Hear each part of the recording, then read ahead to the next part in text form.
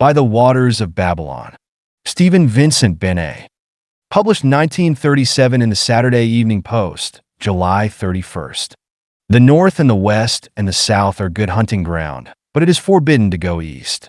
It is forbidden to go to any of the dead places except to search for metal, and then he who touches the metal must be a priest or the son of a priest. Afterwards, both the man and the metal must be purified. These are the rules and the laws. They are well made. It is forbidden to cross the great river and look upon the place that was the place of the gods. This is most strictly forbidden. We do not even say its name, though we know its name. It is there that spirits live and demons. It is there that there are the ashes of the great burning. These things are forbidden. They have been forbidden since the beginning of time. My father is a priest. I am the son of a priest. I have been in the dead places near us with my father. At first I was afraid. When my father went into the house to search for the metal, I stood by the door, and my heart felt small and weak. It was a dead man's house, a spirit house.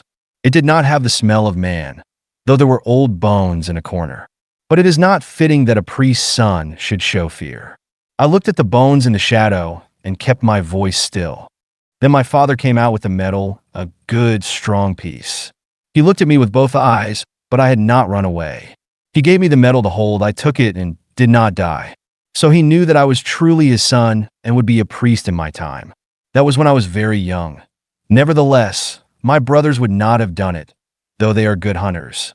After that, they gave me the good piece of meat and the warm corner by the fire. My father watched over me. He was glad that I should be a priest. But when I boasted or wept without a reason, he punished me more strictly than my brothers.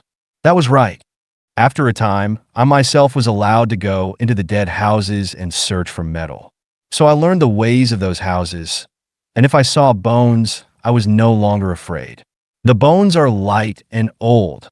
Sometimes they will fall into dust if you touch them. But that is a great sin. I was taught the chants and the spells. I was taught how to stop the running of blood from a wound and many secrets. A priest must know many secrets. That was what my father said. If the hunters think we do all things by chants and spells, they may believe so. It does not hurt them. I was taught how to read in the old books and how to make the old writings. That was hard and took a long time. My knowledge made me happy. It was like a fire in my heart. Most of all, I like to hear the old days and the stories of the gods. I asked myself many questions that I could not answer, but it was good to ask them. At night, I would lie awake and listen to the wind. It seemed to me that it was the voice of the gods as they flew through the air. We are not ignorant like the forest people. Our women spin wool on the wheel. Our priests wear a white robe. We do not eat grubs from the tree. We have not forgotten the old writings, although they are hard to understand. Nevertheless, my knowledge and my lack of knowledge burned in me. I wished to know more. When I was a man at last, I came to my father and said, "It is time for me to go on my journey. Give me your leave." He looked at me for a long time, stroking his beard. Then he said at last, "Yes, it is time." That night, in the house of the priesthood, I asked for and received purification. My body hurt, but my spirit was a cool stone. It was my father himself who questioned me about my dreams. He bade me look into the smoke of the fire and see. I saw and told what I saw. It was what I have always seen, a river, and beyond it a great dead place, and in it the gods walking. I have always thought about that. His eyes were stern when I told him. He was no longer my father, but a priest. He said, "This is a strong dream." "It is mine," I said, while the smoke waved and my head felt light. They were singing the star song in the outer chamber, and it was like the buzzing of bees in my head. He asked me how the gods were dressed, and I told him how they were dressed. We know how they were dressed from the book, but I saw them as if they were before me. When I had finished, he threw the sticks 3 times and studied them as they fell. "This is a very strong dream," he said. "It may eat you up." "I am not afraid," I said and looked at him with both eyes. My voice sounded thin in my ears, but that was because of the smoke. He touched me on the breast and the forehead. He gave me the bow and the 3 arrows. "Take them," he said. "It is forbidden to travel east. It is forbidden to cross the river. It is forbidden to go to the place of the gods. All these things are forbidden. All these things are forbidden. I said, but it was my voice that spoke and not my spirit. He looked at me again. My son, he said, once I had young dreams. If your dreams do not eat you up. I went fasting, as is the law. My body hurt, but not my heart. When the dawn came, I was out of sight of the village. I prayed and purified myself, waiting for a sign. The sign was an eagle. It flew east. Sometimes signs are sent by bad spirits. I waited again on the flat rock, fasting, taking no food. I was very still.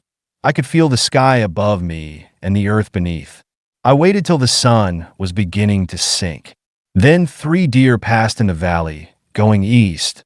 They did not wind me or see me. There was a white fawn with them, a very great sign.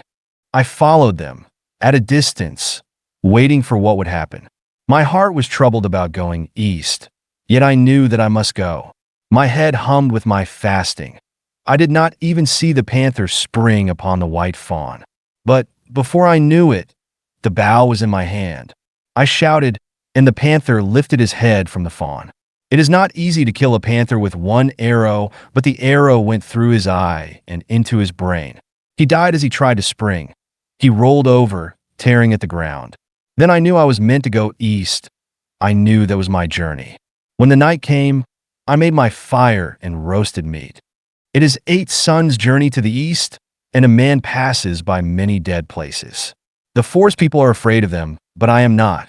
Once I made my fire on the edge of a dead place at night, and next morning, in the dead house, I found a good knife, little rusted. That was small to what came afterward, but it made my heart feel big. Always when I looked for game, it was in front of my arrow, and twice I passed hunting parties of the forest people without their knowing. So I knew my magic was strong and my journey clean, in spite of the law. Toward the setting of the 8th sun, I came to the banks of the great river. It was half a day's journey after I had left the God Road. We do not use the God Roads now, for they are falling apart into great blocks of stone, and the forest is safe for going. A long way off, I had seen the water through trees, but the trees were thick. At last, I came out upon an open place at the top of a cliff. There was the great river below, like a giant in the sun. It is very long, very wide. It could eat all the streams we know and still be thirsty. Its name is Odis Sun, the sacred, the long. No man of my tribe had seen it, not even my father, the priest. It was magic, and I prayed. Then I raised my eyes and looked south. It was there, the place of the gods. How can I tell what it was like? You do not know. It was there in the red light, and they were too big to be houses. It was there with the red light upon it, mighty and ruined. I knew that in another moment the gods would see me. I covered my eyes with my hands and crept back into the forest. Surely that was enough to do and live. Surely it was enough to spend the night upon the cliff. The forest people themselves do not come near. Yet, all through the night, I knew that I should have to cross the river and walk in the places of the gods, although the gods ate me up. My magic did not help me at all, and yet there was a fire in my bowels, a fire in my mind. When the sun rose, I thought, my journey has been clean. Now I will go home from my journey. But even as I thought so, I knew I could not. If I went to the place of the gods, I would surely die, but if I did not go, I could never be at peace with my spirit again. It is better to lose one's life than one's spirit, if one is a priest and the son of a priest. Nevertheless, as I made the raft, the tears ran out of my eyes. The forest people could have killed me without fight if they had come upon me then, but they did not come. When the raft was made, I said the sayings for the dead and painted myself for death. My heart was cold as a frog and my knees like water, but the burning in my mind would not let me have peace. As I pushed the raft from the shore, I began my death song. I had the right. It was a fine song. I am John, son of John. I sang. My people are the hill people. They are the men. I go into the dead places, but I am not slain. I take the metal from the dead places, but I am not blasted. I travel upon the God roads and am not afraid. Ia, I have killed the panther. I have killed the fawn. Ia, I have come to the great river. No man has come there before. It is forbidden to go east, but I have gone, forbidden to go on the great river, but I am there. Open your hearts, you spirits, and hear my song. Now I go to the place of the gods. I shall not return. My body is painted for death, and my limbs weak. But my heart is big as I go to the place of the gods. All the same, when I came to the place of the gods, I was afraid. The current of the great river is very strong. It gripped my raft with its hands. That was magic, for the river itself is wide and calm. I could feel evil spirits about me in the bright morning. I could feel their breath on my neck as I was swept down the stream. Never have I been so much alone. I tried to think of my knowledge, but it was a squirrel's heap of winter nuts. There was no strength in my knowledge anymore, and I felt small and naked as a new-hatched bird, alone upon the great river, the servant of the gods. Yet, after a while, my eyes were opened, and I saw. I saw both banks of the river. I saw that once there had been God roads across it, though now they were broken and fallen like broken vines. Very great they were, and wonderful and broken in the time of the great burning when the fire fell out of the sky. And always the current took me nearer to the place of the gods, and the huge ruins rose before my eyes. I do not know the customs of rivers. We are the people of the hills. I tried to guide my raft with the pole, but it spun around. I thought the river meant to take me past the place of the gods and out into the bitter water of the legends. I grew angry then. My heart felt strong. I said aloud, I am a priest and the son of a priest. The gods heard me. They showed me how to paddle with the pole on one side of the raft. The current changed itself. I drew near to the place of the gods. When I was very near, my raft struck and turned over. I can swim in our lakes. I swam to the shore. There was a great spike of rusted metal sticking out into the river. I hauled myself up upon it and sat there, panting. I had saved my bow and 2 arrows and the knife I found in the dead place, but that was all. My raft went whirling downstream toward the bitter water. I looked after it and thought if it had trod me under, at least I would be safely dead. Nevertheless, when I had dried my bowstring and restrung it, I walked forward to the place of the gods. It felt like ground underfoot. It did not burn me. It is not true what some of the tales say, that the ground there burns forever, for I have been there. Here, and there were the marks and stains of the great burning on the ruins, that is true. But they were old marks and old stains. It is not true either, what some of our priests say, that it is an island covered with fogs and enchantments. It is not. It is a great dead place, greater than any dead place we know. Everywhere in it there are God roads, though most are cracked and broken. Everywhere there are the ruins of the high towers of the gods. How shall I tell what I saw? I went carefully, my strung bow in my hand, my skin ready for danger. There should have been the wailings of spirits and the shrieks of demons, but there were not. It was very silent and sunny where I had landed. The wind and the rain and the birds that dropped seeds had done their work. The grass grew in the cracks of the broken stone. It is a fair island. No wonder the gods built there. If I had come there a god, I also would have built. How shall I tell what I saw? The towers are not all broken. Here and there one still stands like a great tree in a forest, and the birds nest high. But the towers themselves look blind, for the gods are gone. I saw a fishhawk catching fish in the river. I saw a little dance of white butterflies over a great heap of broken stones and columns. I went there and looked about me. There was a carved stone with cut letters broken in half. I can read letters, but I could not understand these. They said ubtres. There was also the shattered image of a man or a god. It had been made of white stone, and he wore his hair tied back like a woman's. His name was Ashing, as I read on the cracked half of a stone. I thought it wise to pray to Ashing, though I do not know that god. How shall I tell what I saw? There was no smell of man left on stone or metal, nor were there many trees in that wilderness of stone. There are many pigeons, nesting and dropping in the towers. The gods must have loved them, or perhaps they used them for sacrifices. There are wild cats that roam the god roads, green-eyed, unafraid of man. At night they wail like demons, but they are not demons. The wild dogs are more dangerous, for they hunt in a pack, but them I did not meet till later. Everywhere there are the carved stones. carved with magical numbers or words. I went north. I did not try to hide myself. When a god or a demon saw me, then I would die, but meanwhile I was no longer afraid. My hunger for knowledge burned in me. There was so much that I could not understand. After a while, I knew that my belly was hungry. I could have hunted for my meat, but I did not hunt. It is known that the gods did not hunt as we do. They got their food from enchanted boxes and jars. Sometimes these are still found in the dead places. Once, when I was a child and foolish, I opened such a jar and tasted it and found the food sweet. But my father found out and punished me for it strictly, for often that food is death. Now though, I had long gone past what was forbidden, and I entered the likeliest towers, looking for the food of the gods. I found it at last in the ruins of a great temple in the mid-city. A mighty temple it must have been, for the roof was painted like the sky at night with its stars. That much I could see, though the colors were faint and dim. It went down into great caves and tunnels. Perhaps they kept their slaves there. But when I started to climb down, I heard the squeaking of rats, so I did not go. Rats are unclean, and there must have been many tribes of them from the squeaking. But near there, I found food in the heart of a ruin, behind a door that still opened.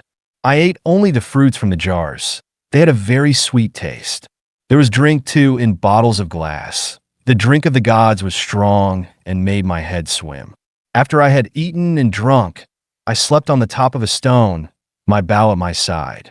When I woke, the sun was low. Looking down from where I lay, I saw a dog sitting on his haunches. His tongue was hanging out of his mouth. He looked as if he were laughing. He was a big dog with a gray-brown coat, as big as a wolf. I sprang up and shouted at him, but he did not move. He just sat there as if he were laughing. I did not like that. When I reached for a stone to throw, he moved swiftly out of the way of the stone. He was not afraid of me. He looked at me as if I were meat. No doubt I could have killed him with an arrow, but I did not know if there were others. Moreover, night was falling. I looked about me. Not far away, there was a great, broken god road leading north. The towers were high enough, but not so high, and while many of the dead houses were wrecked, there were some that stood. I went toward this god road, keeping to the heights of the ruins, while the dog followed. When I had reached the god road, I saw that there were others behind him.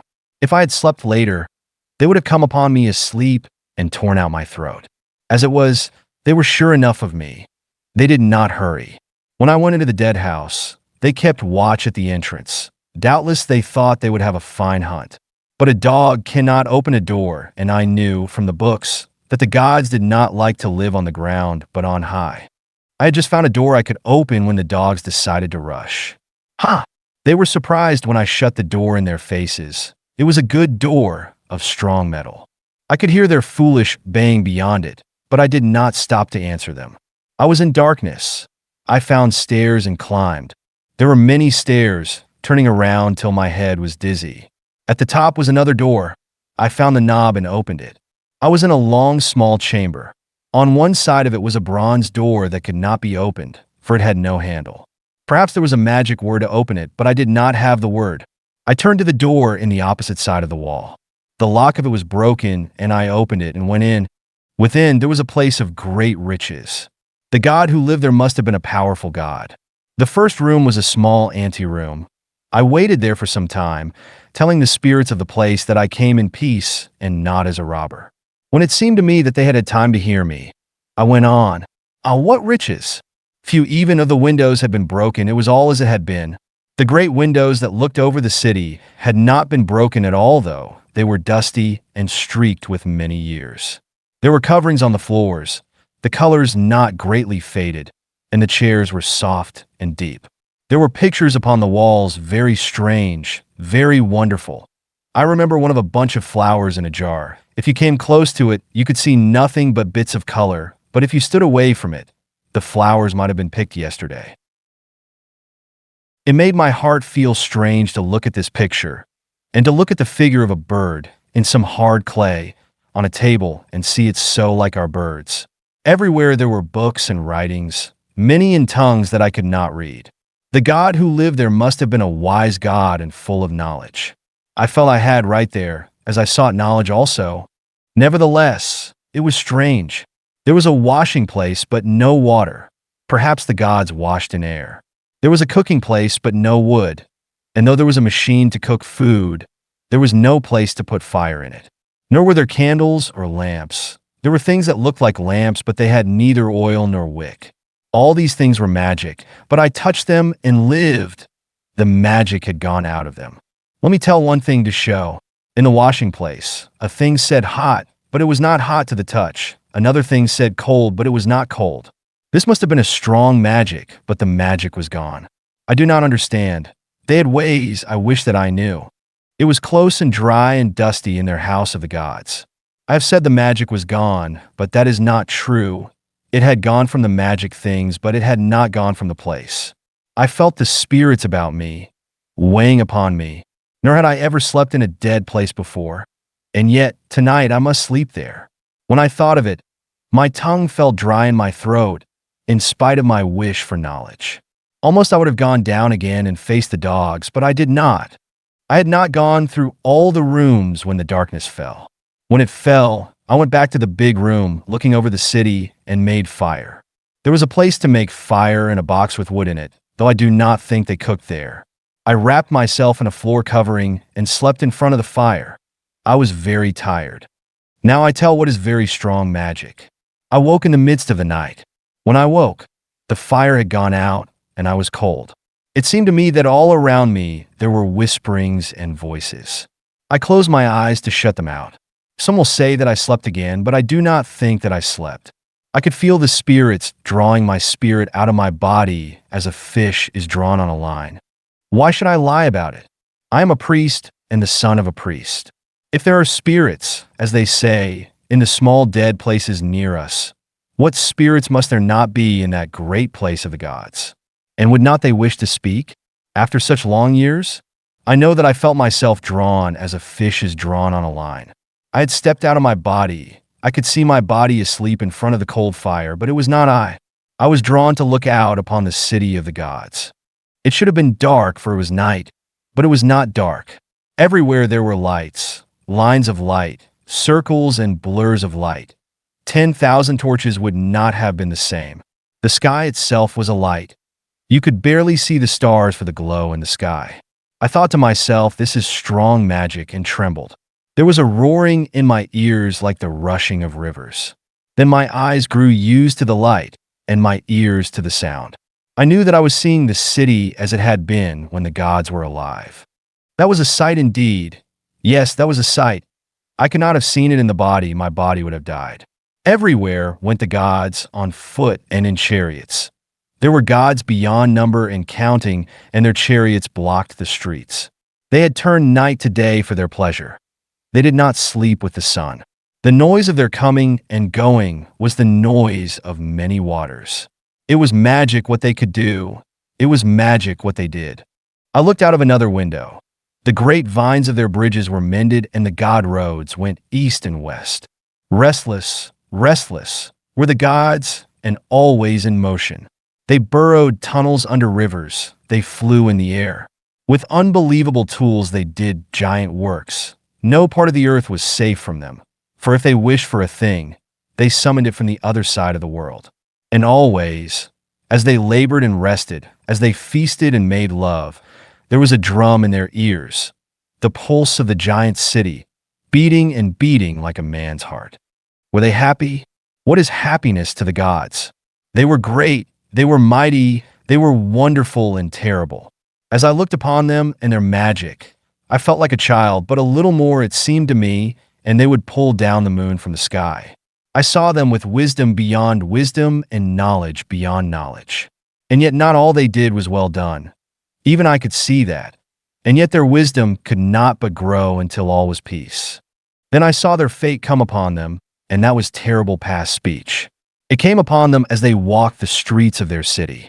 I have been in the fights with the forest people. I have seen men die. But this was not like that. When gods war with gods, they use weapons we do not know.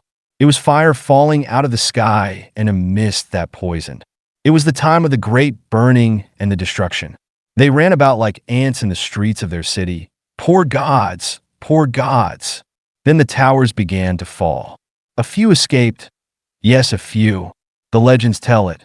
But even after the city had become a dead place, for many years the poison was still in the ground. I saw it happen. I saw the last of them die. It was darkness over the broken city, and I wept. All this I saw. I saw it as I've told it, though not in the body. When I woke in the morning, I was hungry, but I did not think first of my hunger, for my heart was perplexed and confused. I knew the reason for the dead places, but I did not see why it had happened. It seemed to me it should not have happened, with all the magic they had. I went through the house looking for an answer. There was so much in the house I could not understand, and yet I am a priest and the son of a priest. It was like being on one side of the great river at night with no light to show the way. Then I saw the dead god. He was sitting in his chair by the window in a room I had not entered before, and for the first moment, I thought that he was alive. Then I saw the skin on the back of his hand. It was like dry leather. The room was shut, hot and dry. No doubt that it kept him as he was. At first I was afraid to approach him. Then the fear left me. He was sitting looking out over the city. He was dressed in the clothes of the gods. His age was neither young nor old. I could not tell his age. But there was wisdom in his face and great sadness. You could see that he would have not run away. He had sat at his window, watching his city die. Then he himself had died. But it is better to lose one's life than one's spirit. And you could see from the face that his spirit had not been lost. I knew that if I touched him, he would fall into dust, and yet there was something unconquered in the face. That is all of my story, for then I knew he was a man. I knew then that they had been men, neither gods nor demons. It is a great knowledge, hard to tell and believe. They were men. They went a dark road, but they were men. I had no fear after that. I had no fear going home, though twice I fought off the dogs, and once I was hunted for 2 days by the forest people. When I saw my father again, I prayed and was purified. He touched my lips and my breast. He said, "You went away a boy. You come back a man and a priest." I said, "Father, they were men. I have been in the place of the gods and seen it. Now slay me, if it is the law, but still I know they were men." He looked at me out of both eyes. He said, "The law is not always the same shape. You have done what you have done. I could not have done it my time, but you come after me. Tell." I told and he listened. After that, I wished to tell all the people, but he showed me otherwise. He said, "Truth is a hard deer to hunt. If you eat too much truth at once, you may die of the truth." It was not idly that our fathers forbade the dead places. He was right. It is better the truth should come little by little. I have learned that, being a priest, perhaps in the old days they ate knowledge too fast. Nevertheless, we make a beginning. It is not for the metal alone we go to the dead places now. There are the books and the writings. They are hard to learn, and the magic tools are broken, but we can look at them and wonder. At least we make a beginning, and when I am chief priest, we shall go beyond the great river. We shall go to the place of the gods, the place New York, not one man, but a company. We shall look for the images of the gods and find the god Ashing and the others, the gods Lichon and Biltmore and Moses. But they were men who built the city, not gods or demons. They were men. I remember the dead man's face. They were men who were here before us. We must build again.